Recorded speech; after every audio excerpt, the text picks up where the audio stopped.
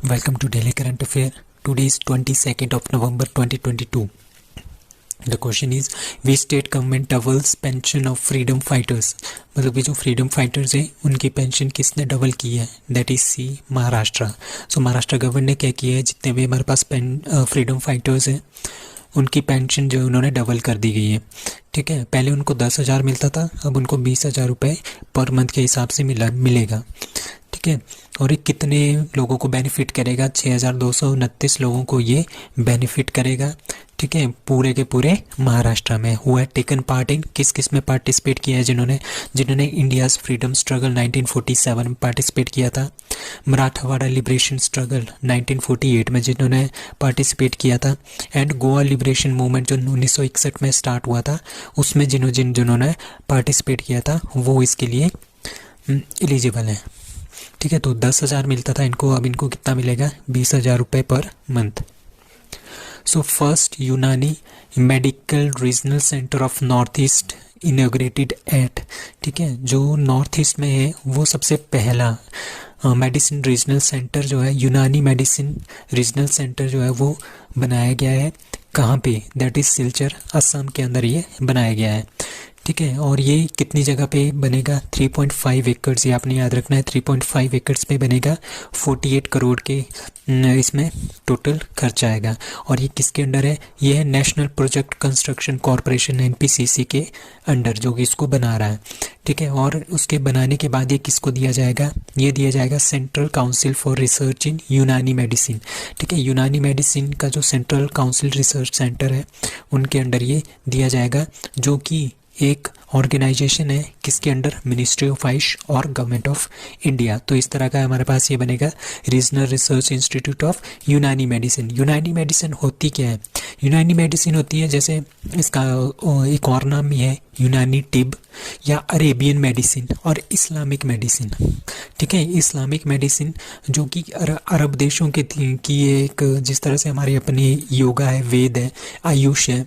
ठीक है, उसी तरह से जो यूनानी है ये अरब देशों से लाई गई थी. बहुत ही पुरानी पद्धति है जो इंडिया में भी काफ़ी ज़्यादा मशहूर है. तो यूनानी मेडिसिन है एक ट्रेडिशनल सिस्टम ऑफ हीलिंग. ठीक है, मतलब कि जितने भी टाइप की बीमारियां होती है, कुछ हेल्थ इश्यूज होते हैं, उनको रिमूव करती है. ठीक है, साउथ एशिया में ये ज़्यादा से ज़्यादा प्रचलित है.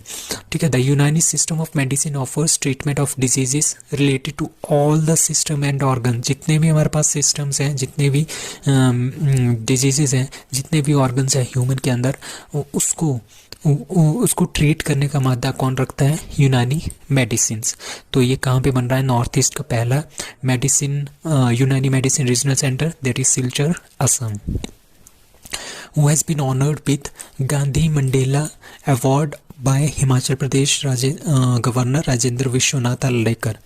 ठीक है, दैट इज दलाई लामा. सो दलाई लामा को कौन सा अवार्ड मिला है? That is Gandhi Mandela award. ठीक है, गांधी नेल्सन मंडेला जो साउथ अफ्रीका के थे और महात्मा गांधी इंडिया के. ठीक है, तो तिब्बतियन स्पिरिचुअल लीडर, ये 14th लामा है, दलाई लामा है किसके? बुद्धिस्ट के, जो कि हिमाचल में रहते हैं, धर्मशाला में. इनका नाम है तेंजिंग ग्यात्सो. ठीक है, इनको जो अवार्ड मिला है वो मिला है गांधी मंडेला अवार्ड. ठीक है, और ये जो अवार्ड है ये किसने दिया है? New Delhi based, new Delhi में एक फाउंडेशन है गांधी मंडेला फाउंडेशन, उन्होंने इनको ये अवार्ड दिया है. और इस इवेंट में कौन कौन मौजूद थे? एक हिमाचल प्रदेश के गवर्नर राजेंद्र विश्वनाथ अर्लेकर जी. ठीक है, former chief justice of India KG. Balakrishnan and former supreme court justice Gyan Sudha Mishra भी वहाँ पे अवेलेबल थे. So which district has become number 1 in the country in giving maximum number of tap connections in a month? मतलब कि पूरे के पूरे कंट्री में, इंडिया में कौन सी ऐसी डिस्ट्रिक्ट है जिन्होंने सबसे ज़्यादा टैप के कनेक्शन, मतलब कि जो नल के कनेक्शन है, पानी जो पहुंचाया है सबसे ज़्यादा एक मंथ के अंदर, वो टॉप पे कौन सी डिस्ट्रिक्ट है? That is D Shahjahanpur, Shahjahanpur कहाँ पे है? यूपी में है। तो शाहजहांपुर, बुलंदशहर दूसरे नंबर पे है, बरेली तीसरे नंबर पे है। इन्होंने क्या किया है, बहुत सारे सबसे ज़्यादा टैप्स जो इन्होंने लगाए हैं हर घर में, कहाँ पे? यूपी में। 1 महीने में सबसे ज़्यादा इन्होंने लगाए हैं।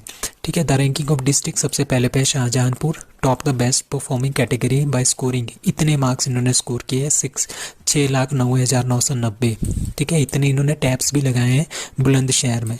और दूसरे नंबर पे है 6,57,180। ठीक है। एंड थर्ड पे है बरेली। ठीक है। अब कुछ और क्वेश्चन है। First certified Har Ghar Jal district that is Burhanpur Madhya Pradesh. First certified Har Ghar Jal UT that is Dadra and Nagar Haveli Daman and Diu. And first certified Har Ghar Jal state that is Goa. तो कौन सी डिस्ट्रिक्ट है जो नंबर 1 बनी है 1 महीने में सबसे ज़्यादा टैप लगाने में? That is Shahjahanpur, Uttar Pradesh. What is the theme of SCO summit 2023? अभी क्या है, शंघाई कॉरपोरेशन ऑर्गेनाइजेशन जो है, ठीक है, इसकी जो मीटिंग हुई थी अभी उज़्बेकिस्तान समरकंद में हुई थी 2022 में, वो थी 22। ठीक है। अब जो 23 होगी वो कहाँ पे होगी? वो होगी इंडिया में। ठीक है। तो इसके लिए जो इंडिया ने क्या किया है, इसकी थीम जो है वो लॉन्च की है। इसकी जो थीम है वो है फॉर अ सिक्योर SCO। ठीक है। तो इस तरह का इन्होंने एक लोगो भी किया है, SCO council of heads of state 2023। ठीक है। सिक्योर SCO, यहाँ पे security, economy, connectivity, unity, respect and environment से रिलेटेड जितने भी इशूज़ हैं ये सारे के सारे क्या होंगे? सॉल्व किए जाएंगे। ठीक है। शंघाई कॉरपोरेशन ऑर्गेनाइजेशन का जो हेडक्वार्टर है that is Beijing, China. Airfest 2022 organised at that is Nagpur air force centre में। ठीक है। नागपुर का जो एयरपोर्ट सेंटर है वहाँ पे एयरफेस्ट 2022 जो है वो ऑर्गेनाइज़ किया गया। इसके अकॉर्डिंगली क्या थे, हमारे जितने भी हेलीकॉप्टर्स हैं, लाइट कॉम्बैट हेलीकॉप्टर जो हिंदुस्तान एरोनॉटिक लिमिटेड ने भी बनाए थे, ये वाले हेलीकॉप्टर्स, इन्होंने अपना शक्ति प्रदर्शन किया। इसमें थे कौन कौन से हेलीकॉप्टर थे? सूर्य किरण एरोबेटिक टीम थे। ठीक है। सारंग डिस्प्ले थे, सारंग डिस्प्ले टीम थी। ठीक है। एडवांस लाइट हेलीकॉप्टर्स थे और सूर्य किरण के जो एरोबेटिक टीम थी वो भी वहाँ पे मौजूद थी। उन्होंने बहुत सारे करतब दिखाए आपके हवा के अंदर। ठीक है। तो एयरफेस्ट 2022 कहाँ पे ऑर्गेनाइज हुआ? That is Nagpur, Maharashtra. So network readiness index 2022 India ranked that is B 61st। तो इंडिया का कौन सा नंबर आया है नेटवर्क रेडीनेस इंडेक्स 2022 में? वो है 61। ठीक है। किस बेस पे ये रैंकिंग होती है? ये जो रैंकिंग होती है ना वो 4 बेसिस पे होती है। हमारे पास टेक्नोलॉजी कितनी है, हमारे पास पीपल किस टाइप के हैं, हमारे पास गवर्नेंस किस टाइप की है, और उन सब चीज़ों का टेक्नोलॉजी, गवर्नेंस और पीपल का इम्पैक्ट कितना पड़ रहा है। ठीक है। ये सारे के सारे एरिया को एनालाइज किया जाता है, उसके बेस पे कंट्री की रैंकिंग की जाती है। तो यूनाइटेड स्टेट इसमें पहले नंबर पे है। ठीक है।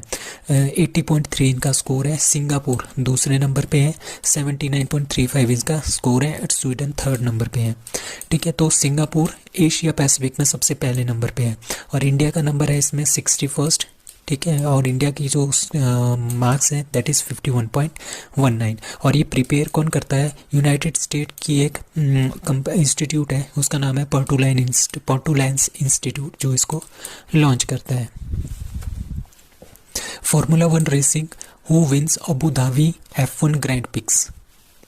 ठीक है। अबू धाबी का जो ग्रैंड पिक्स है वो किसने जीता है? तो आप सीधे के सीधे आंखें बंद लगा के ये कर सकते हो, रेडबुल मैक्स वेस्टर्पन।